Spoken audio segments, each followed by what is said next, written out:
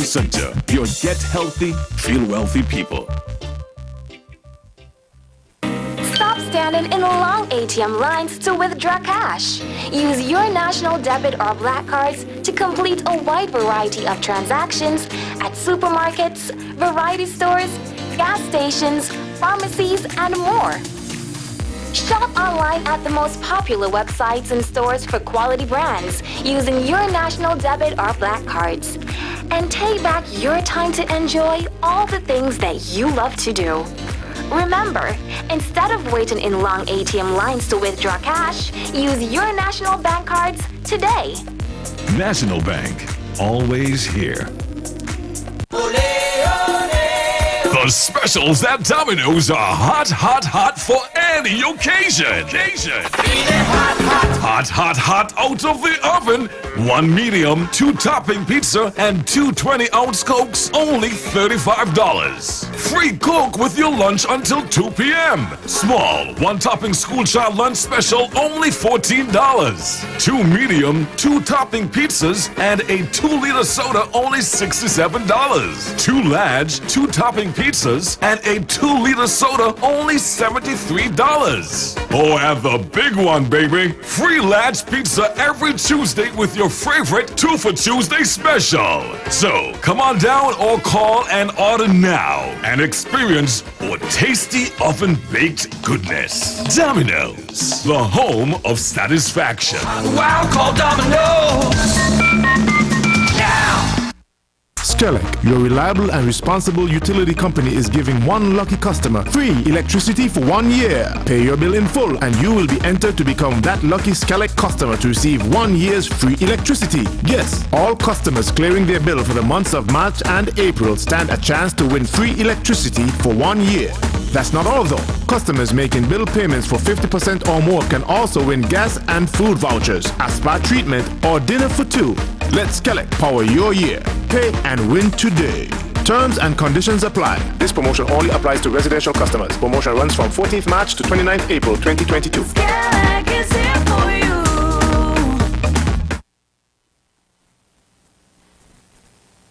you. This message brought to you by ZIZ and the Fire Department of St. Kitts and Nevis. I am Woman Fire Officer Louise Clark from the St. Kitts Nevis Fire and Rescue Services with your safety tip for today.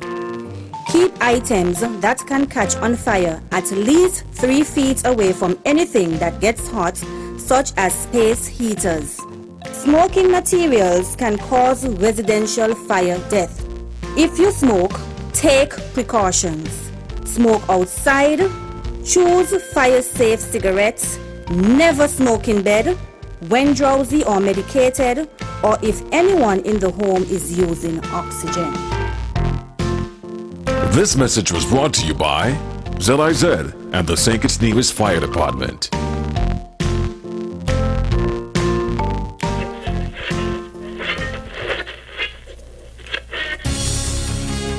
In case you don't know us, you're just twisting the dial away and managed to bump into us. This is ZIZ Radio from Adam St. Kitts.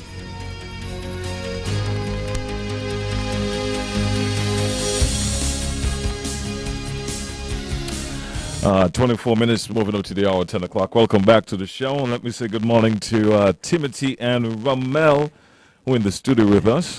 They are featured guests every Tuesday morning at 9:30. Good morning, gentlemen. Welcome to the studio. Yes, good morning, Jacob. Good morning, listening audience.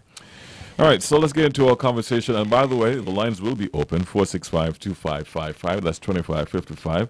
We now indicate when the lines will be open. However, this morning, I anticipate that you might want to jump in during the conversation. So we'll be looking out for your call.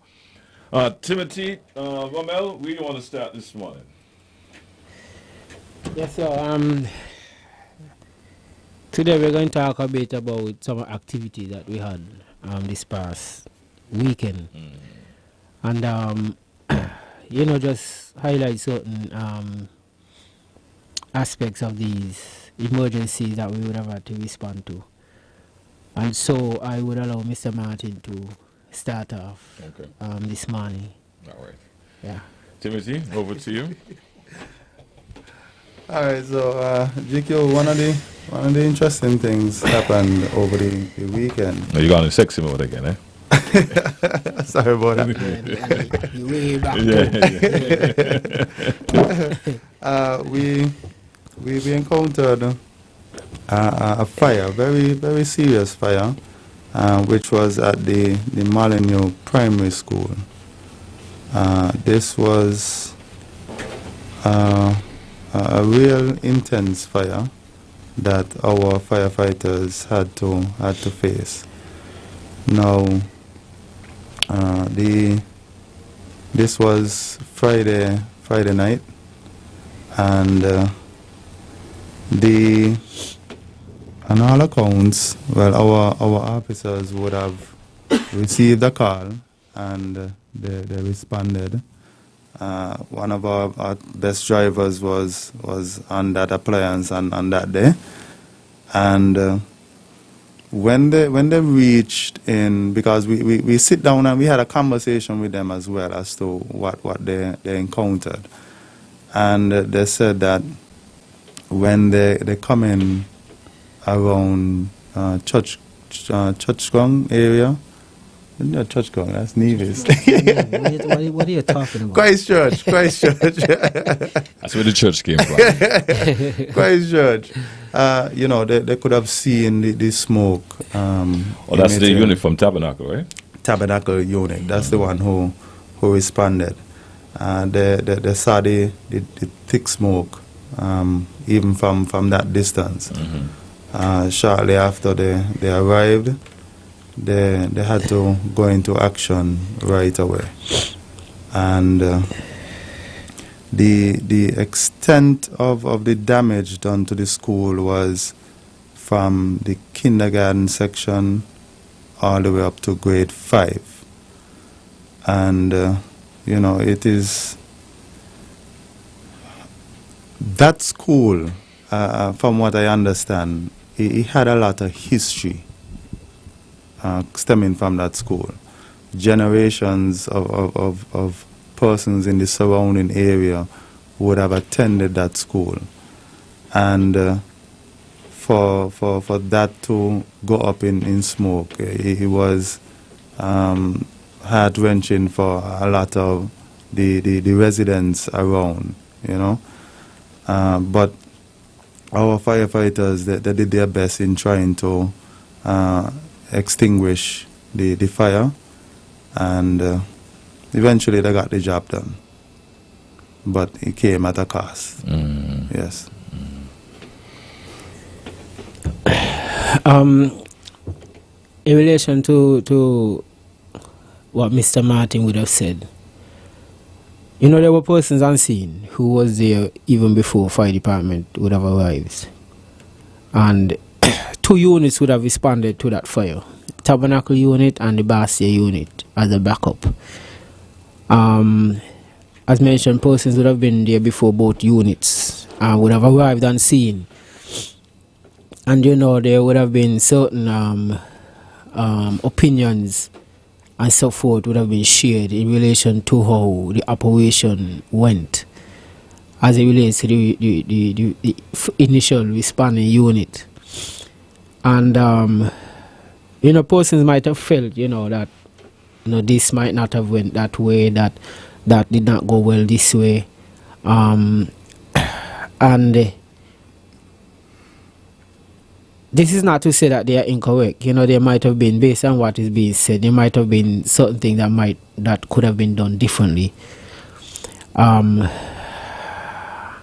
But at the same time, we do not want the public to lose faith in the fire department because of what they felt could have been done, or this could have been done to save more of the school and what's not. We don't want the public to lose faith in the fire department. While a considerable amount of the school was damaged, we still have to look at things like, they were able to extinguish the fire so that it does not destroy the entire school. There were no injuries, there were no lives lost, and so the officers who would have responded to that fire, each and every one was able to walk away from that fire unharmed uninjured, no deaths. Well, actually, one of our officers, they got their leg damaged. They had an injury to their leg, and their knee rather, and in executing their duties at the fire, they re-injured that knee. Okay. Yeah, so that was the only reported incident. Okay, yes, thank you for the correction. But there was no injury like that was sustained from the fire itself. That's more along the line Okay, I was I going. got you. While she would have probably re-injured an injury that was there before, if that would exist. There were no injuries sustained from the fire itself, and no deaths, and so that is always a plus for us. When we go out, we come back, everybody returns home. That particular fire could have gone horribly wrong.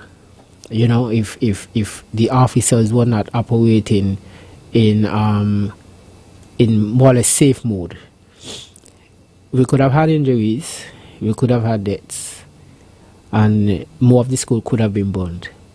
But that didn't happen, so we look at that as a plus. And that is a learning opportunity for us as well, to look at where we might not have done this. That is a learning opportunity for us to, hey, in this type of situation, this is what you need to do, so that it does not happen again. So we don't want the public to lose confidence in us.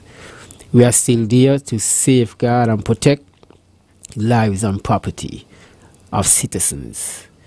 So that's basically what I would like to touch on that particular fire. From my end, before you move on, Yes. was it a matter of the assessment process that took up the time? I know we've discussed on many occasions during the program, you have to find out what's the cause of the fire, opposed to just going and just spraying water on the fire. Was it the case of that? Well, me personally, Mr. Martin would have spoken to them, so he probably would be in a better position to answer that particular question, because I did not get an opportunity to speak to the responding crew from Tabernacle. So I really can't say what might have taken up any time, based on what is circulating, that they took some time before they actually started operation. I don't think, like I said, because I did not speak to them, I don't know exactly what it is that would have taken up the time that the persons thought they would have, taken before they actually started operation. You get and see, and you have to do your proper size up, so that you know what priorities need to be put in place. Whether you're going to full extinguishment, whether it's search and rescue, whatever the case is, you have to do a proper size up. Now, from the time you pull up, you size up. The size up begins from the time you leave the station. You hear school on fire, you start to do your mental size up. You know the school, you know the layout of the school, so you start to do your mental size up. So when they get on scene, now, we always say, imagine the worst case. So when they get on scene, you're mentally prepped. So even if it's not as bad as you imagine, then it would be easier for you to deal with, because you already imagine worst case. And if it is that bad, then you're still mentally prepared, because you would have gone to this, you're driving, you're discussing with your men, hey, if this is the case, this, we do that.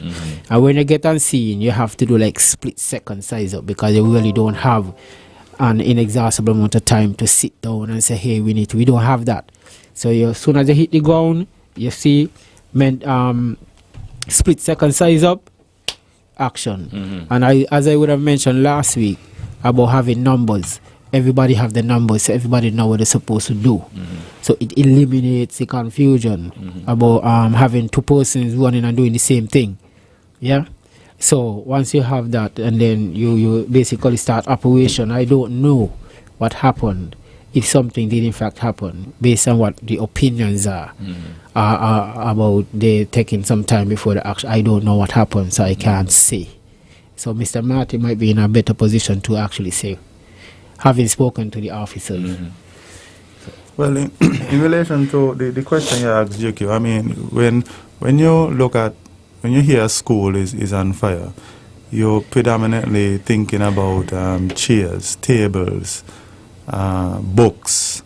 So, and these can be easily extinguished by using water. So, when we say know what is burning, it is merely surrounding, let's say you have a fuel, a flammable liquid that is on fire. You know you cannot just throw water on top of that flammable liquid fire. It would only intensify it. Mm-hmm. So, but a regular combustible materials, wood, paper, cloth, rubber, these are things that could be easily extinguished with water. And upon arriving on scene, you can easily just dispel your media, which is H2O water, and start to attack the fire that way. Okay. Oh, that's it for me in terms of question. I'll let you continue with your presentation. All right. So, based on the police investigation, they have determined that this fire was by means of arson. It was willfully lit. Mm-hmm.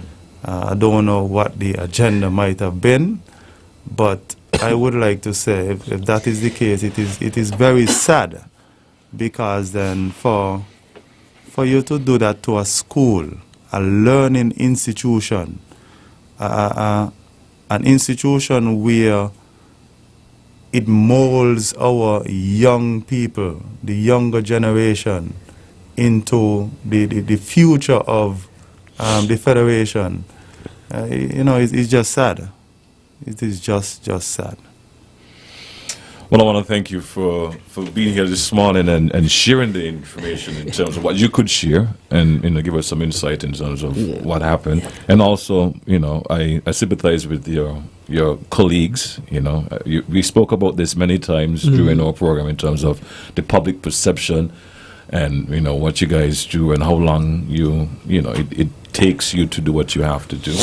So I do sympathize with you from that aspect of it. So if there's anything else you want to add before we move on, the lines are open, by the way, 465-2555. If you have a question or a concern, you can always ask that now. Yes, so, yeah. Okay. Well, that was just, you were going back to this because I was moving away from You were moving away? Yeah. Okay. But I would just like to add. Before you do, let's take this call. Put on your headphone there.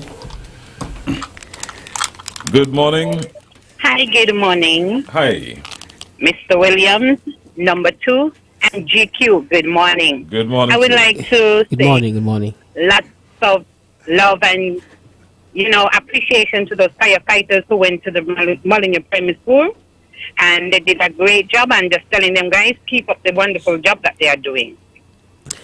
Yes, sir. Thank you very much, ma'am. Thank you very You're much, welcome. number 2. Thank you, number 2. I'll keep on to that one. Yes, you were going to say something. Go ahead. Yeah, I just want to share that the incident is still an ongoing investigation by the police officers. So it's not much we could really deep details we could go into at this point in time. Okay. Yes, sir. So that was just one of the interesting calls we would have had to attend to over the weekend. The following day, we had to respond to a container fire up at the Kim Collins Stadium, which was, again, opinion. It was unusual that container caught on fire, since there was no electricity attached to at the container at the time. There was nothing inside the container that would, start fires. So that was another interesting fire we'd have had to attend, less than 24 hours. And then on Sunday, we had to respond to a report of Convent School is on fire. No, Friday, Saturday, Sunday. 3 days back to back. We responded to major incidents. Now, the report at the convent school, I don't know. I mean, people just have to make time on their hands, and they don't understand that when you make these kind of reports, it takes a toll on resources unnecessarily, because we have to jump in the truck. We have to drive the truck all the way over to convent school. I mean, it's not far, you just say, but you still have to wear and tear on the tires, and you get to convent school, and people in convent school trying to figure out what's going on. Because at the time of the fire, persons were in the school, and they get this video saying that the school is on fire, and they are in the school, so they are confused. And so, fire department shows up, convent school is intact, speaking to the staff sees the video, only to find out somebody would have sent a video around of a fire drill that was conducted in Nevis. And because it looked like it was night, the facility where the drill was conducted by resembles convent school like 95%. Wow. Resemblance, which had persons concerned, because there was the fire truck and lights flashing and water on the ground, looked like something was actually going on. And because convent school is at the front with the railings and so forth, the building had the same thing. So persons actually thought it was convent school until a closer look was taken, and persons realized, hey, this is not convent school, and this was a drill from some time ago. But some man was circulating that saying convent school is on fire. Now, persons who are doing these type of things, I don't know what's the motive, the reason for doing that. But we are asking you to stop. Please, please, please stop. Because now you have parents who are frantic. Parents left their house and run to the school because they never bother to examine a video. They hear convent school on fire. They was up, out, and down by the school. You had the staff, the sisters, and you have the father at the school. And they are all concerned because it's convent school on fire and we are in the school and we don't know anything what's going on. So we need not to do these kind of things. For whatever reason, there's no benefit. There's no kind of benefit to doing these type of things. So we are asking persons who take fun in doing these kind of things to stop. Right. Stop. Please. Let's take this call. Good morning. Good morning, GQ Radio Pharmacist, and good morning to the fireman. Good morning. Good morning. I have a question to ask. When people calling and making these false alarms, you can't check the number and see who making these calls? Because I know one time in the Virgin Islands, somebody called and like a bump it at the thing where they had the infirmary, and they're checking number. I need to learn to check these numbers when they're making these false alarms. 911 supposed to be able to find who that is. And thank you for your service, okay? Thank you. Thank you very much. Thank you very much. What we do at the fire department, we try to take as much information as possible. Name, number. Sometimes the number will show up sometimes as private, unknown caller. So we really can't trace it back unless we're going to go all the way back to maybe to Flow or cybercrime, so they could save the trace number. But as mentioned, this particular incident, it was, I think, the call was generated from the video that was going around, and so the person who called, they were not calling as a prank. They called based on what the video was showing. Right. So out of concern, they would have called.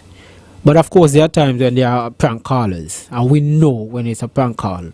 But as we say, we still have to respond. We don't know who to trace or who to track because it's private or unknown. All right. Let's go back to the line. Yeah. All right, good morning.